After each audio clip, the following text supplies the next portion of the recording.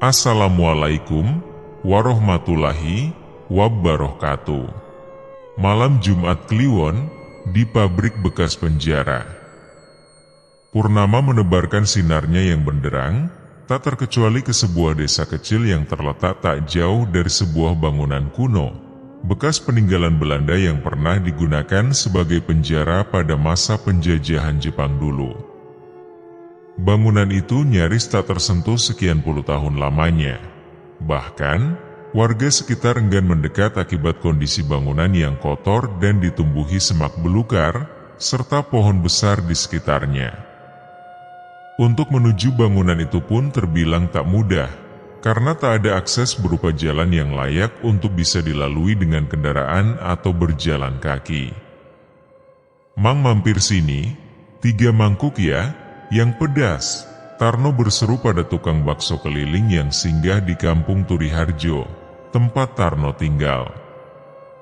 Malam itu tepat malam Jumat Kliwon, ketika Tarno, Jani, dan Yanto kebagian jatah ronda kampung, yang belakangan sering terjadi tindak pencurian ternak warga di desa itu. Hujan deras sedari sore, tak menyurutkan niat para warga untuk tetap menjaga keamanan kampung. "Kang," kata Pak Sutris, "kampung sebelah kemalingan semalam.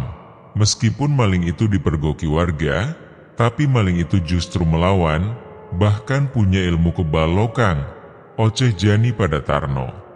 "Makanya kita harus sering patroli.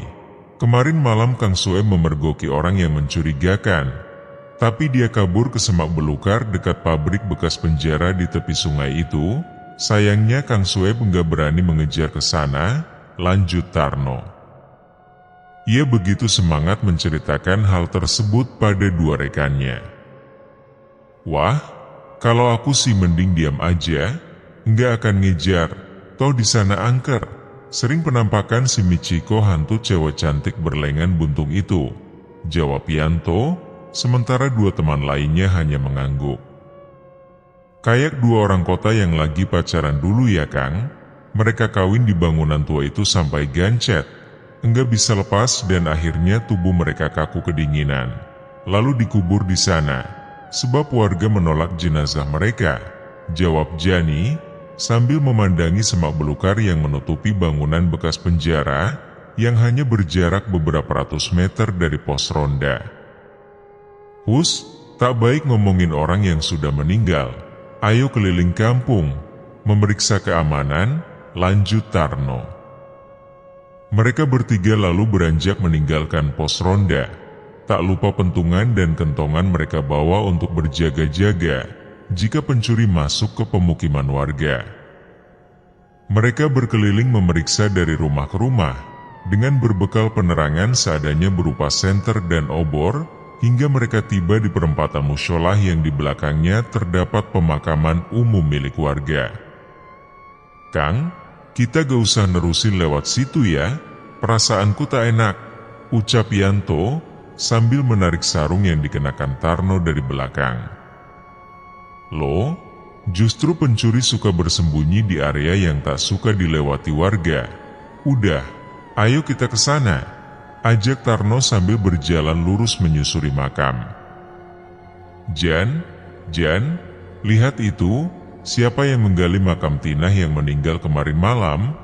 Jangan-jangan itu pencuri kain kafan untuk ilmu hitam," ucap Tarno berbicara setengah berbisik. Tarno kemudian mengendap perlahan, menuju sebuah makam yang masih basah dengan taburan bunga di atasnya. Tarno melihat sesosok bayangan seperti tengah keluar dari lubang kuburan, seperti habis menggali. Dengan perasaan takut bercampur aduk, Tarno memberanikan diri untuk menyergap seseorang yang tengah berkutat dengan tanah kuburan. Tubuh Tarno meloncat dan menyergap seseorang yang disangka pencuri kain kafan, tapi justru tubuh Tarno menghempas keras ke tanah, seolah menembus tubuh orang tadi. Tarno kesakitan sambil memegang dadanya yang sesak. Dia meringis dan mencoba bangkit meraih obor yang dia pegang sebelumnya.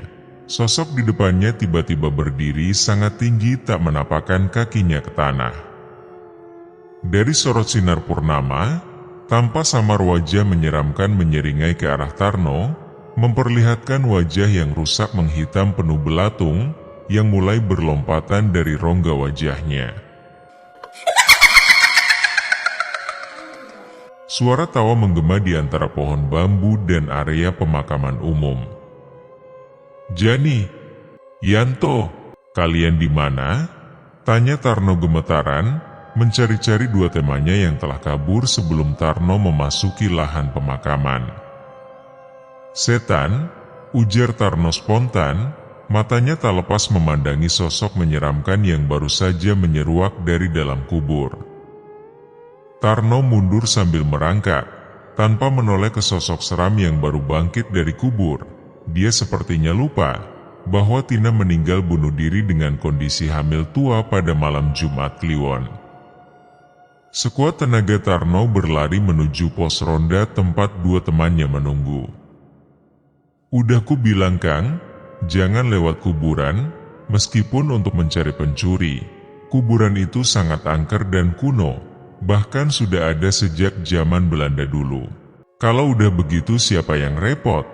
ucap Mida sambil memijit punggung suaminya, Tarno. Sehari setelah peristiwa malam itu, Tarno jatuh sakit. Peristiwa malam itu membuat Tarno sering mual hingga muntah, akibat masih terbayang sosok seram dengan aroma busuk menyengat dari makhluk yang bangkit dari kubur. Tarno sudah melaporkan hal itu pada Pak Lurah Sukidi. Namun setelah bersama-sama memeriksa pada siang harinya, kondisi makam utuh tanpa ada sesuatu yang aneh.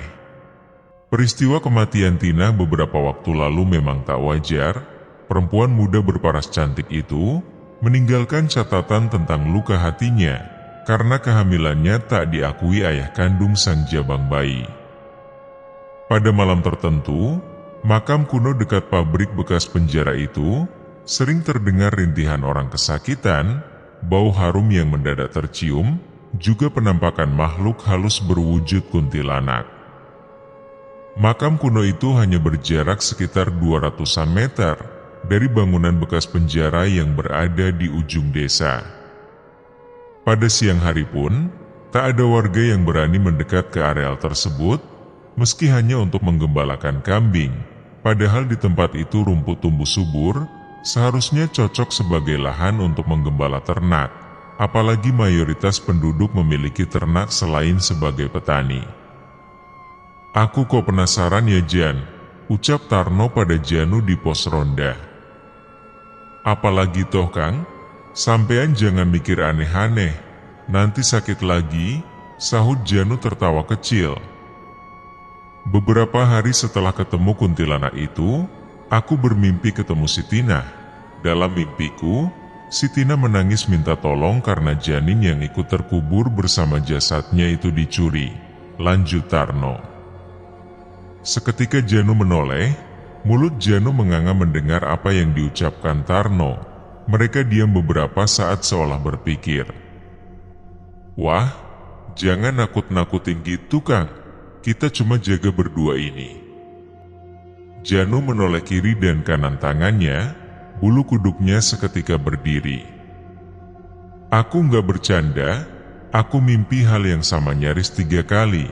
Sepertinya kita harus membantu si Tina agar jiwanya tenang," ucap Tarno sambil menggigit pisang goreng di pos ronda. "Kita? Wah, enggak mau Kang, aneh-aneh aja kamu," sahut Janu mengernyitkan dahinya. Suara dedaunan seperti tersibak oleh hembusan angin. "Jan, kamu dengar sesuatu enggak? Kok aku seperti merasa ada yang mengawasi kita dari belakang?" Bulu kuduku merinding dan tengkuk leher terasa dingin, gumam Tarno. Janu." Saat Tarno menoleh, tiba-tiba yang ia dapati justru sosok kuntilanak Tina yang duduk di sisi Tarno. Tolong aku," rintih Tina dengan suara berat dan serak. Tarno yang nyaris pingsan tak mampu lagi berdiri. Dengan sekuat tenaga ia coba berdiri, berpegangan pada tiang pos ronda di sisinya. "Tolong aku, Janu, awas kamu," Pekik Tarno sambil berlari sempoyongan secepat mungkin, menerobos gelapnya malam. Janu rupanya sudah pergi beberapa saat sebelum sosok kuntilanak bernama Tina itu muncul di pos ronda. Selesai. Wassalamualaikum warahmatullahi wabarakatuh.